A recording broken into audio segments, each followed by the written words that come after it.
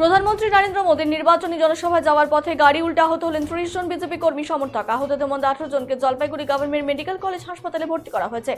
আহত 18 জনের মধ্যে 4 জনের অবস্থা আশঙ্কাজনক বলে জানা গেছে। রবিবার দুর্ঘটনাটি ঘটেছে জলপাইগুড়ি সদর ব্লকের বোদাগঞ্জ এবং রংধমালির মাঝামাঝি তুরুঘাটা এলাকায়।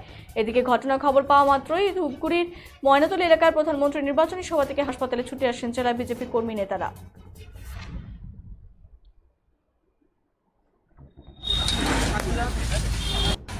জয়ন্তবাবু আসলেন, এরকম একটা ঘটনা কি দেখলেন? দেখলাম এখানে বেশ কয়েকজন এখন আহত হয়ে আছে। হ্যাঁ, তাদেরকেই মূলত দেখতে এলাম। হ্যাঁ, কয়েকজনের কলার বোন ফ্র্যাকচার হয়েছে, রিভে চোট লেগেছে, বিভিন্ন রকম ইঞ্জুরি, অ্যাব্রেশন, আমরা ডাক্তারি পরিভাষায় অ্যাব্রেশন বলি, সেই অ্যাব্রেশন হয়েছে।